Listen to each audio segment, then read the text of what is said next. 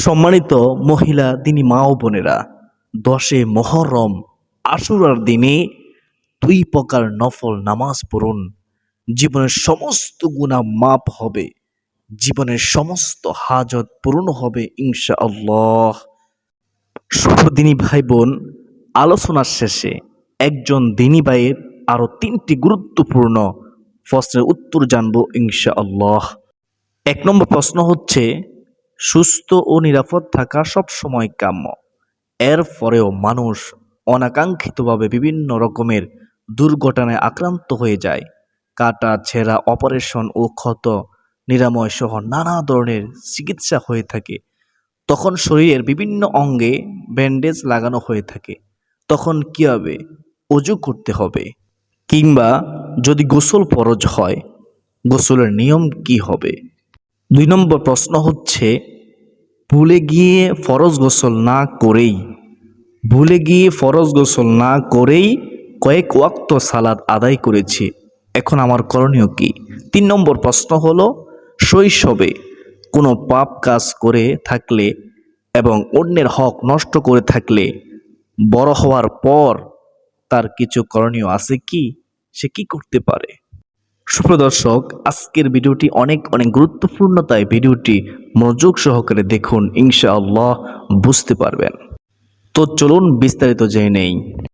সুপ্রদিনী ভাই বোন, প্রথমে আমরা আশুরার দিনে 20টি ঐতিহাসিক ঘটনা ঘটেছে সে সম্পর্কে শুনে নেই। পৃথিবীর জন্মলগ্ন থেকেই নানা ঘটনা প্রবাহের ঐতিহ্য বহন করে আসছে পবিত্র মুহররম মাস। বিশেষত কারবালার ঘটনার পরিপ্রেক্ষিতে মুহররম মাস আরও বেশি স্মরণীয় হয়ে আছে ইতিহাসের পাতায়। 10 মুহররম ফোরাত নদীর তীরে কারবালা প্রান্তরে অন্যায় অসত্যের বিরুদ্ধে সংগ্রাম করে শাহাদাতের অমীয় সুধা পান করেন হযরত হুসাইন রাদিয়াল্লাহু তাআলা আনহু। হিজরি বর্ষপঞ্জির প্রথম মাস মুহররম তাৎপর্যপণ্ডিত একটি মাস। মুসলিম ইতিহাসে এই মাসটি বিভিন্ন কারণে মর্যাদায় অধিষ্ঠিত। আসমান জমিন সৃষ্টিসহ পৃথিবীতে অনেক স্মরণীয় ও যুগান্তকারী ঘটনা এই মাসের 10 তারিখে অর্থাৎ পবিত্র আশুরার দিন সংঘটিত হয়েছিল। মুহররম সংশ্লিষ্ট 20টি ঘটনা সংক্ষিপ্ত শিরোনাম তুলে ধরা হলো। 1 নম্বর ঘটনাটি হলো, আকাশ জমিন পাহাড় পর্বত সব কিছু সৃষ্টি করা হয়েছে পবিত্র আশুরার দিনে, সুবহানাল্লাহ। 2 নম্বরে হচ্ছে, হযরত আদম আলাইহিস সালাম এর সৃষ্টি হয়েছে। 3 নম্বর হচ্ছে, হযরত নূহ আলাইহিস সালাম মহাপ্লাবন শেষে যদি পাহাড়ে অবতরণ করেন, সুবহানাল্লাহ। 4 নম্বর হচ্ছে, এই 10 মুহররম আশুরার দিনে হযরত ইব্রাহিম আলাইহিস সালাম নমরুদের প্রজ্বলিত অগ্নিকুণ্ড থেকে মুক্তি পান। 5 নম্বর হচ্ছে, এই আশুরার দিনে 10 মুহররম সম্মানিত দিনে দীর্ঘ 18 বছর রোগ ভোগের পর হযরত আইয়ুব আলাইহিস সালাম এর দুরারোগ্য ব্যাধি থেকে মুক্তি লাভ, সুবহানাল্লাহ। 6 নম্বর হলো, পবিত্র আশুরার দিনে হযরত সুলাইমান আলাইহিস সালামকে পৃথিবীর রাজত্ব দান করেন।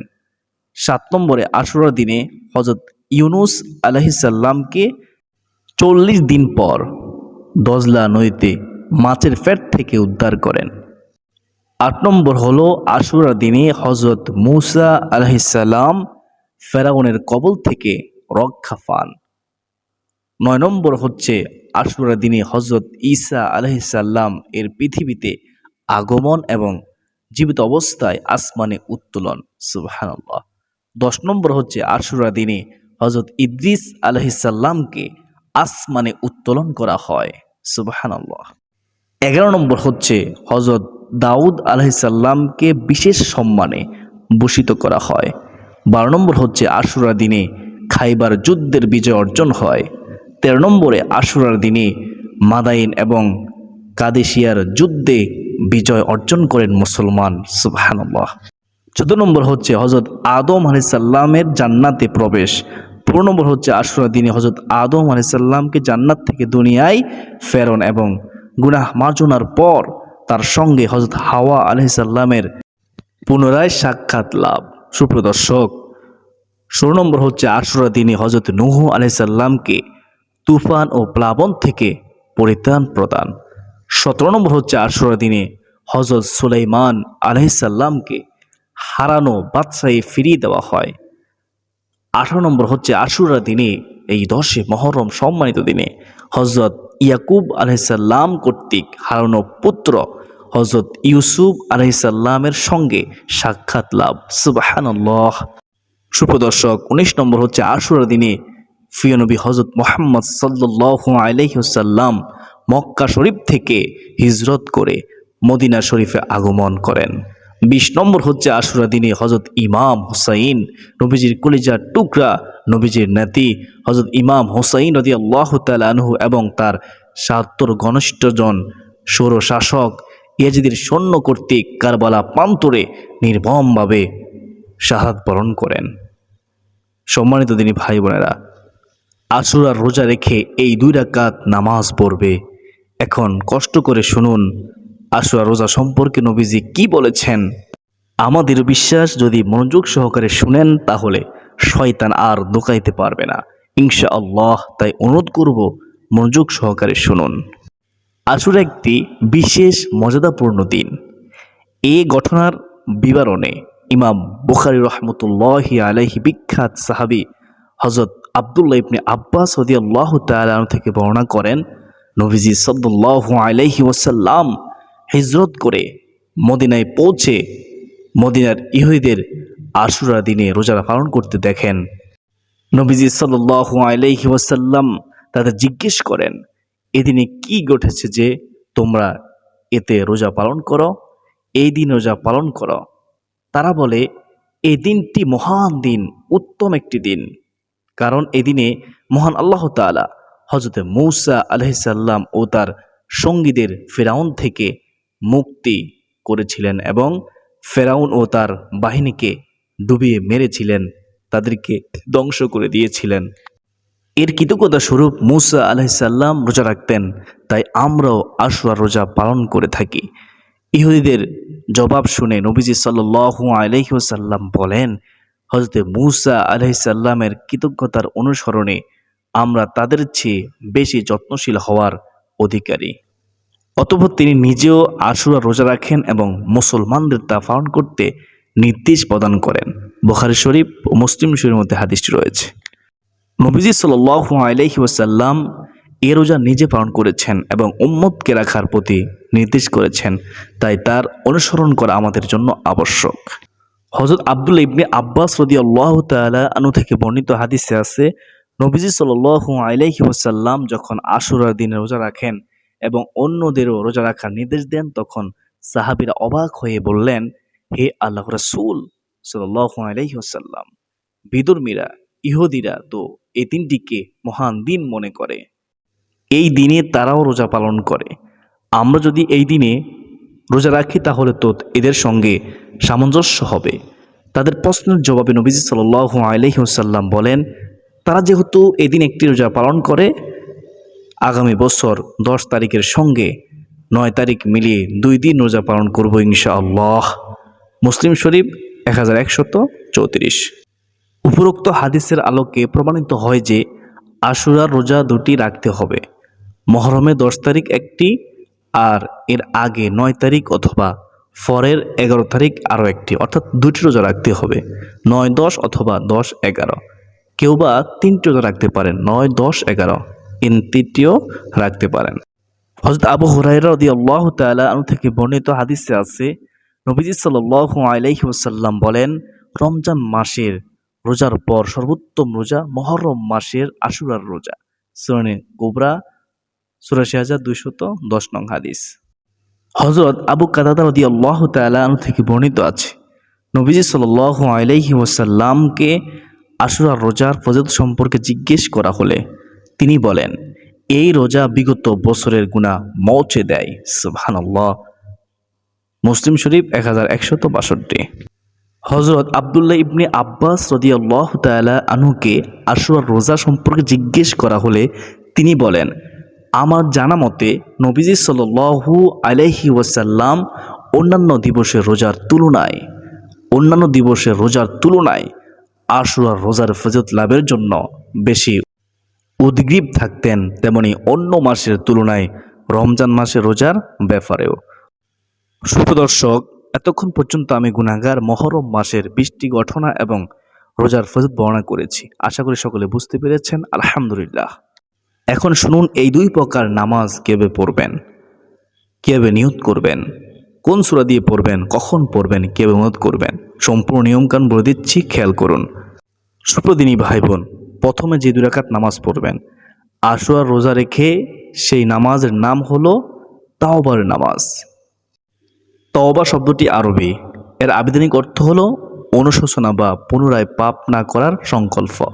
ইসলামী শরীয়তের পরিভাষায় নিজের কৃত অপরাধের প্রতি অনুতপ্ত হয়ে আল্লাহর কাছে ক্ষমা প্রার্থনা করা এবং ভবিষ্যতে অপরাধ বা গুনাহ না করার দৃঢ় সংকল্প করাকে তাওবা বলে।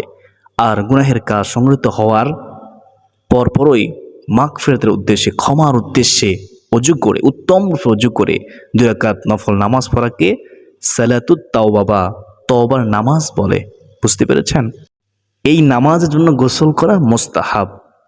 তওবার নামাজ অন্যান্য নফল নামাজের মতো করে আদায় করবে। এর জন্য পৃথক কোনো নিয়ম নেই, নির্দিষ্ট কোনো নিয়ম নেই। অর্থাৎ কেউ তওবার নামাজ পড়তে চাইলে এভাবে নিয়ত করতে হবে যে, হে আল্লাহ, হে আল্লাহ, আমি 2 রাকাত তাওবার নামাজ আদায় করছি, আপনি কবুল করুন। এরপর অন্যান্য নামাজের মতো সূরা, কেরাত, তাশাহুদ, দুরূদ শরীফ পড়ে সব কাজ সম্পূর্ণ করতে হবে। নামাজে কোনো নির্দিষ্ট নিয়ম নেই, নির্দিষ্ট সূরা নেই, যে কোনো সূরা দিয়ে পড়া যায়। তবে সূরা ইখলাস দিয়ে পড়লেও হবে। আপনি সূরা ইখলাস 3 বার করে পড়তে পারেন। সুপ্রদর্শক, আর নিষিদ্ধ ও মাকরু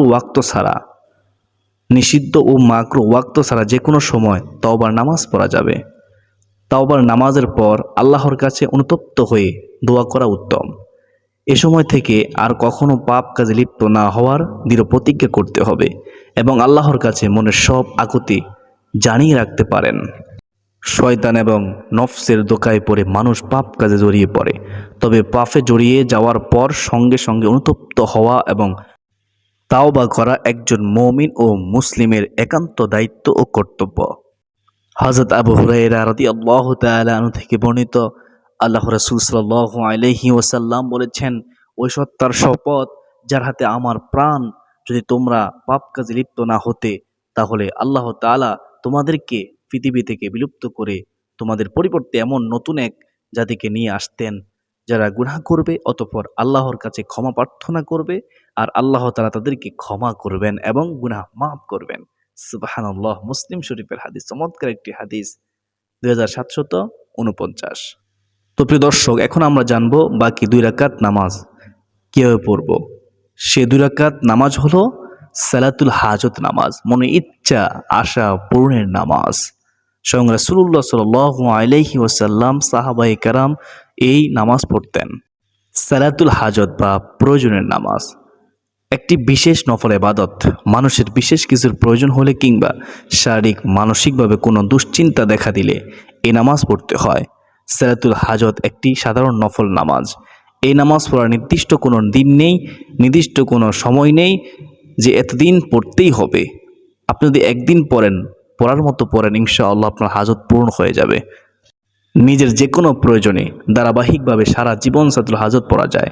আল্লাহ তাআলা পবিত্র কোরআনে এরশাদ করেন, সঙ্গত কোনো প্রয়োজন পূরণের জন্য বান্দা নিজ প্রভুর কাছে ধৈর্য ও নামাজের মাধ্যমে সাহায্য প্রার্থনা করবে। সূরা বাকারা আয়াত হচ্ছে 153। অনেকে সালাতুল হাজত নামাজের নিয়ম কঠিন মনে করেন, একেবারে সহজ। শুনুন, সালাতুল হাজত নামাজের আলাদা কোনো নিয়ম নেই। স্বাভাবিক নামাজের মতোই উত্তমভাবে ওযু করে 2 রাকাত নফল নামাজ পড়বে। তবে খুশু খুদুর সাথে পড়বে, মনোযোগ সহকারে পড়বে, ধীরস্থির সাথে পড়বে, একমাত্র আল্লাহকে খুশি করার জন্য পড়বে। চাইলে 4 রাকাতও পড়া যাবে। নামাজ শেষে আল্লাহ তাআলার হামদ ও সানা প্রশংসা এবং নবী করিম সাল্লাল্লাহু আলাইহি ওয়াসাল্লামের উপর দুরূদ শরীফ পাঠ করে নিজের মনের কথা ব্যক্ত করে চোখের পানি ছেড়ে দিয়ে আল্লাহর নিকট দোয়া করবে। তো প্রিয় দর্শক, এই 4 রাকাত 2 প্রকার নফল নামাজ পড়ার পর 100 বার দুরূদ শরীফ পড়বেন সাল্লাল্লাহু আলাইহি ওয়াসাল্লাম। 100 বার আস্তাগফিরুল্লাহ আস্তাগফিরুল্লাহ পড়বেন। অতঃপর মুরাদ করবেন, চোখের পানি ছেড়ে দিয়ে একনিষ্ঠতার সঙ্গে, বিশ্বাসের সাথে, একিনের সঙ্গে ইনশাআল্লাহ আপনার দোয়া কবুল হবে, মনে ইচ্ছা তামান্না পূর্ণ হবে, দুঃখ কষ্ট পেরেশানি হতাশা দূর হবে, কোনো সন্দেহ নেই। কারণ আপনি যে 2 প্রকার নফল নামাজ পড়ছেন এগুলো অনেক শক্তিশালী নামাজ, তাওবার নামাজ অথবা হাজত নামাজ। তো প্রিয় দর্শক, এখন প্রশ্নের উত্তরগুলো মনোযোগ সহকারে শুনুন। 1 নম্বর প্রশ্ন, সুস্থ ও নিরাপদ থাকা সবসময় কাম্য। এর পরেও মানুষ অনাকাঙ্ক্ষিতভাবে বিভিন্ন রকমের দুর্ঘটনায় আক্রান্ত হয়ে যায়। কাটা ছেঁড়া, অপারেশন ও ক্ষত নিরাময় সহ নানা ধরনের চিকিৎসা হয়ে থাকে। তখন শরীরের বিভিন্ন অঙ্গে ব্যান্ডেজ লাগানো হয়ে থাকে। তখন কীভাবে অজু করতে হবে, কিংবা যদি গোসল ফরজ হয় গোসলের নিয়ম কী হবে, গোসল কীভাবে করবে? এই প্রশ্নের উত্তর হলো, ভাঙ্গা, মচকা ইত্যাদি কারণে যদি শরীরের কোনো অঙ্গে ফোঁটটি বা ব্যান্ডেজ থাকে তবে অজু বা গোসল করার সময় সে স্থান ধোয়ার পরিবর্তে তার উপর মাসে করবে, অর্থাৎ বেজাহাত বোলাবে। আর অবশিষ্ট সুস্থ অংশটুকু সম্ভব হলে অন্যান্য অঙ্গের ন্যায় ধুয়ে নিতে হবে। আর যদি তা ধুতে গেলে ব্যান্ডেজ ভিজে যাওয়ার আশঙ্কা থাকে তাহলে পায়ের এ অংশেও মাসে করতে পারবেন। তবে মনে রাখতে হবে, এজন্য তায়াম্মুম করা বৈধ হবে না, কেননা ইসলামী শরীয়তে মাসেকে গোসল বা ধোয়ার বিকল্প নির্ধারণ করা হয়েছে। যতদিন শরীরে ব্যান্ডেজ থাকবে ততদিন পর্যন্ত মাসে করা যাবে, এতে কোনো সমস্যা নেই। মাসে করার পদ্ধতি হলো, ব্যান্ডেজের জায়গাটুকু পলিথিন জাতীয় কিছু পেঁচিয়ে গোসল করবে। এরপর পলিথিন খুলে যে অংশটুকু ধোয়া হয়নি তার উপর মাসে করবে। কিন্তু যদি এভাবেও অজু বা গোসল করা না যায় তবে তার পরিবর্তে সে তায়াম্মুম করবে। 2 নম্বর প্রশ্ন হচ্ছে, ভুলে গিয়ে ফরজ গোসল না করেই কয়েক ওয়াক্ত সালাত আদায় করেছি, এখন আমার করণীয় কি? এর উত্তর হচ্ছে, কেউ অপবিত্র অবস্থায় সালাত আদায় করলে তার সালাত হবে না, কারণ রাসূল সাল্লাল্লাহু আলাইহি ওয়াসাল্লাম বলেন, পাক পবিত্রতা ছাড়া সালাত এবং হারাম ধন সম্পদের দান খয়রাত কবুল হয় না। তিনি আরও বলেন, যার অজু ছুটে গেছে তার সালাত কবুল হয় না যতক্ষণ পর্যন্ত সে অজু করে। বুখারী শরীফের হাদিস। এখন যে কয় ওয়াক্ত সালাত পবিত্রতা ব্যতীত আদায় করা হয়েছে সেগুলো পুনরায় আদায় করতে হবে, এ হচ্ছে সঠিক উত্তর। 3 নম্বর প্রশ্ন হলো, শৈশবে কোনো পাপ কাজ করে থাকলে এবং অন্যের হক নষ্ট করে থাকলে বড় হওয়ার পর তার কিছু করণীয় আছে কি? এর উত্তর হচ্ছে, অবুঝ বয়সে কোনো অন্যায় করে থাকলে তা গুনাহের খাতায় লিপিবদ্ধ হবে না, কারণ 3 শ্রেণীর লোক থেকে কলম উঠিয়ে নেওয়া হয়েছে, যার মধ্যে একজন হলো অপ্রাপ্তবয়স্ক শিশু। তবে মনে রাখবেন, যুবকের আলামত পাওয়া না গেলেও বুদ্ধিমান